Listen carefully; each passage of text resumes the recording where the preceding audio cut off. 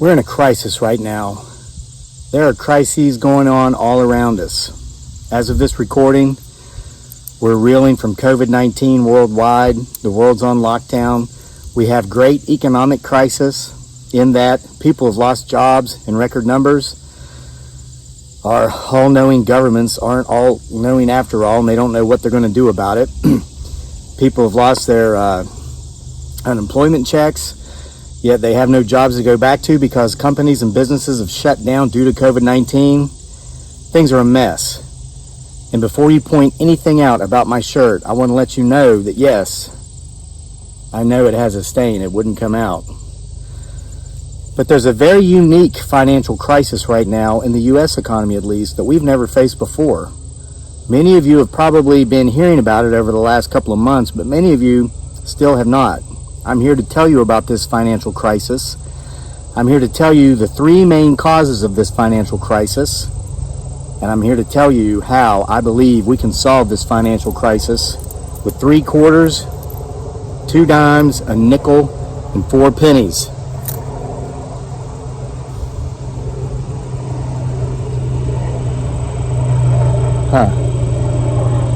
Pay no never mind to the government helicopter that's flying over top of me right now. Yep, that's an Apache.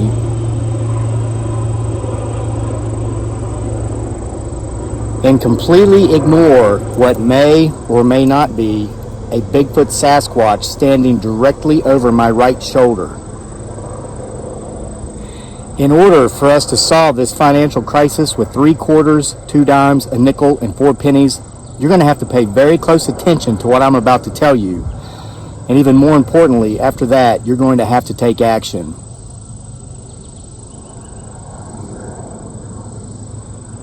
One of the biggest financial crises right now during this COVID-19 stuff that's going on across America is a shortage of change, a shortage of coins.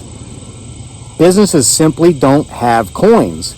They're putting signs up on their doors saying, please pay with exact change or use a card. There are businesses who are refusing to give change. They're either rounding up or rounding down, and a lot of people are getting upset. And it's just a matter of time before we see a bunch of nutcases participating in fisticuffs on social media by way of videos because it's 49 cents. They didn't get their 49 cents because the business rounded down. Listen, guys, this is serious stuff. So here's the 3 things that have contributed to the shortage of change nationwide. Number 1, of course, COVID-19. Okay, how has this affected coins? Well, it's affected the entire economy, all currencies, but it's broken the supply lines, the supply chains. This is why you can't buy yeast in the grocery stores. This is why you go to a sporting goods store to buy your kid a bike, and they don't have his or her size anymore. The goods that are being bought off of the shelves aren't being replenished as quickly as they have in the past, and that includes currency in coins on the way from the banks and the financial centers to the businesses. The Loomis delivery people, there's just a shortage. That's number 1. Number 2, most of you are probably aware of this, most people simply don't use their coins. Very few people anymore even use cash because they use their ATM card or a credit card, and then they pay their credit card off at the end of the month. But coins, and this is what we do in our household, if we do use cash and we come home and we empty our pockets, car keys go here, wallet goes here, a nickel, a dime, and 4 pennies goes in a jar, and it stays in that jar. We don't take it out. What we typically do is let it build up, and then once the jar is full, we'll take it to, we used to do Coinstar, but the percentage they take is too high. So what we do now is we'll go to like a Walmart Supercenter when we're going there to buy a bunch of groceries and maybe some other things we need anyway, and we'll dump it into the machine, the coin counting machine at Walmart, and then we take the Walmart gift card, which is equivalent to the balance of our coinage, and there's no percentages, but we can only spend it at Walmart. But we went to Walmart to spend our money anyway, so that's how we do it. Okay, now, so that's number 2. People they are not putting their coinage back into circulation in the economy. Now, here's number 3, and guys, I'm going to make you aware of something. It's been going on for a long time. Well, I was out of the country until 2015, but as soon as I came back in 2015, I saw that it's going on everywhere. Wasn't going on anywhere before I left. It's going on everywhere now. I'm going to tell you what's going on. It involves coinage, and this has led to the shortage. I'm going to tell you what's really going on, the ultimate purpose of them keeping your coins. And I'm not telling you to change your ways, but what I'm going to tell you is that if you're one of those people who gripe and complain about how corporations can make bukus of profits every year and pay no taxes because of loopholes, you may be contributing to those very loopholes that you detest unknowingly. I'm going to explain how that works. It's simple. You go into grocery store A. You buy your products, and whether you're using a card or you're using cash, either way, let's say your total is $128.76. The cashier asks you, would you like to round up to the next dollar to support supposed nonprofit group B? And you say, well, of course, it's only 14 cents. I would love to donate my 14 cents to contribute to nonprofit group letter B. Makes you feel good, makes you feel warm and fuzzy, and it's only 14 cents, right? So even if you're paying cash, you don't get any change back, okay? Here's the underlying intent of those contributions these corporations are making by collecting your change. When they do that, they contribute in their name, and they get to deduct the entire amount of that contribution to nonprofit organization letter A off of gross revenues. It's a tax deduction. So you're complaining about how these big companies that make millions and billions of dollars a year never pay taxes. This is one of the ways they do it. So grocery store A, who's a chain in the mid-Atlantic, for instance, where we are, at the end of the year, they've collected $5 million in coinage because everybody felt warm and fuzzy about contributing to nonprofit organization B. Well, that's $5 million they get to deduct right off of gross revenues, and that's one of many, many ways they avoid paying taxes, even though they're making tons of money. It is a loophole, but my friends, if you're letting them keep your change, you're helping them thread the eye of the needle. So I'm not telling you not to do it. I'm not telling you not to be charitable. We do it in different ways, and I'm not going to share those ways with you. I'm not saying be cold and be callous and don't care about your fellow man, but understand, yeah, hey, I pay tens of thousands of dollars a year in taxes. I know how it works. I was a financial planner for 8 years. I'm not letting grocery store A take my money and get a tax deduction when I can keep my own money and do what I will with it and get my own tax deduction. Now you know. So the point of this is all of these things, these are the top 3 ways in which we've been led to a shortage of coins in the U.S. economy in circulation. You watch. If you've not seen those signs by now at the store saying, please either use exact change or use a card, watch for them because they're coming to a store near you soon. Now, how do we solve this? How do we keep all these videos of people who are so important that, by golly, you didn't give me my 32 cents back, I'm going to beat you up, and the girl behind me in line pulls out her iPhone 11, gets it, now you're YouTube famous, but in a way you don't want to be and you lose your job? Number 1, don't be an idiot. But number 2, how about we solve this ourselves, okay? Here's how, 2 ways. And they're basically the same thing, but I'm going to tell you how you can do it differently. Let's get our coinage back into circulation in the economy. Okay, so I was seeing these signs going up. One was at a gas station I was at about, 10 days or so ago. So I came home, I counted all the change in the coin jar, and one of the things we do is we always tell our son that's his money, and we always do buy him something at Walmart, but he never spends the full amount. It's maybe, he's 9. It used to be a $5 pack of Pokemon cards or whatever. Maybe it's like a $25 PlayStation gift card or something. But it's never close to anywhere near the amount. So we also put that towards our groceries. But I told him, I said, look, I want to buy your change. So I got the coin jar, the change jar out, and I actually took the time to count. It was like $42 or something. I said, here, I'm going to buy this at a premium. I'll give you $50 in cash for your $42 in change. And of course he got excited. He said sure. He accepted the deal. He made out like a bandit, $8 on 42. That's a pretty nice deal. So I went back to that gas station several days later, and I had counted out $40 in change, exact change. I went in with my COVID-19 mask because you know what, guys, a lot of people are complaining about wearing those. Listen, I served in Iraq, combat arms. I was a machine gunner on a convoy security team. That was a year of hell. Okay, then I lived in the Philippines with my beautiful bride, dearly, and where our son was born for 6 years without, most of the time without running water or electricity and without hot water for the entire 6-year duration.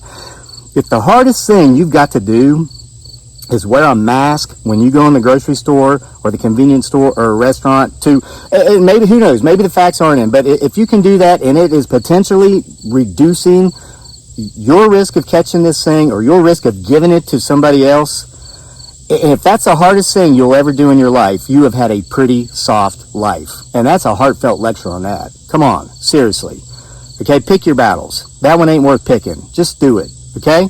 So I go in, mask on, I give them $40 and change. I said I want $40 on pump number, whatever it was. I've got more money on me. If you want to take the time to count it, go ahead, and if I'm short, tell me, but this is how I'm paying for my gas. They said, we're not even going to count it. They took me at my word. They probably counted it. I don't know. Maybe they didn't. They said, you have no clue how badly we need coins, how badly we need change. And I said, actually, I do. I've been reading your signs when I come by here. I'm reading the signs everywhere else, and so this is just how I'm kind of doing my part. Okay? So that's one way. Now, number two, you're going to have to do a little bit of math here, and so this is why you definitely cannot be paying any attention to what may be a Bigfoot Sasquatch peeking around that tree right there in the center, then ducking his head, or hers, or its, or theirs, might be more than one. Don't pay attention to that. Pay attention to my coins. Listen, if you don't want to count out $40 worth of coins to go get gas, I get it. That's hard work. But when you do go to the store, when you go to the gas station, when you go anywhere, if you can, use cash and make sure that you always have 3 quarters, 2 dimes, a nickel, and 4 pennies. And here's why. Because there is no combination of change that cannot be made if you simply have these coins. Let's say your total is $22.27. Well, 1 dime, or you could even take a quarter, 25 and 2 pennies. There's 27 cents. Okay, let's say it's $2.18. Well, here's my dime, my nickel, and 3 pennies is 18 cents. Okay, well, what if it's $14.99, Crazy Lake? 99 cents, no biggie. I take all 3 quarters, that's 75. Dime's 85, another dime's 95, and my 4 pennies are 99. I still have my nickel. There is no combination that cannot be made, no combination of change that cannot simply be made with 3 quarters, 2 dimes, 1 nickel, and 4 pennies. It's that simple. And you're saying, wow, is this another one of your stupid videos, Crazy Lake? Is this tongue-in-cheek? Is this supposed to be a joke? I don't know when to take you seriously or not. No, I'm being heart attack serious. There's about 330 million Americans right now, of about 280,000 have purchasing power. That means we're old enough to go into a store and buy something. If we all simply did this, I gotta get that penny or I won't be able to make my change. If we all did this for a couple of weeks, there would be no coin shortage in America. Now, I'm going to try to motivate you to do this by way of an adaptation of perhaps the greatest motivational speech in movie history ever. It's from a movie called Any Given Sunday, and it's from Al Pacino's character, who was the coach of the football team, okay? I've told you what you need to do with the coins, but look, I can't do it for you. I'm too old. And as you get older, things start getting taken away from you.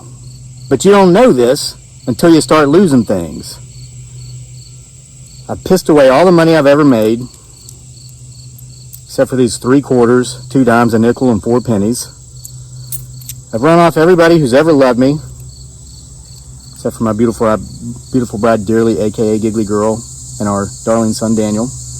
And lately, I can't stand to see the face I see when I look in the mirror. Because when I did, just before making this video, I realized I hadn't shaved in about 4 days. So I did, and it didn't really make matters any better, because it revealed the age lines. But let me tell you, life, it's this game of coins. And it's that guy or that girl who's willing to fight for those coins that's going to make a difference. That's winning. That's how winning is done. We've got to scratch and we've got to claw for those coins. So we're in a crisis. We're in a crisis, and we can continue to go deeper in crisis as individuals, or we can fight our way back into the light as one race, the human race. Throw aside our differences, our skin colors, our genders, our gender identifications, our sexual preferences, our religions, our ethnicities, our nationalities. And we fight our way back into the light, one coin at a time, as a people. Now, I can't do it for you, but you can do it. Every time you go into a store, every time you go into a gas station or a restaurant, you simply make sure you've got 3 quarters, 2 dimes, a nickel, and 4 pennies. And you fight our way as humanity out of this crisis, one coin at a time. That's how winning is done. Life is a game of coins. So, what are you going to do about it? Now, at this point, everybody watching this video is supposed to be screaming and jumping up and down and running for your change jars. And I truly hope you are. This was not done tongue-in-cheek. Look, we've got enough problems out there. We've got enough people beating each other up and killing each other over superficial things. Let's not let the national coinage shortage crisis become one more of those stupid things for stupid people to hurt their brothers and sisters, their neighbors, complete strangers. It's not worth it. Keep 3 quarters, 2 dimes, a nickel, and 4 pennies with you at all times.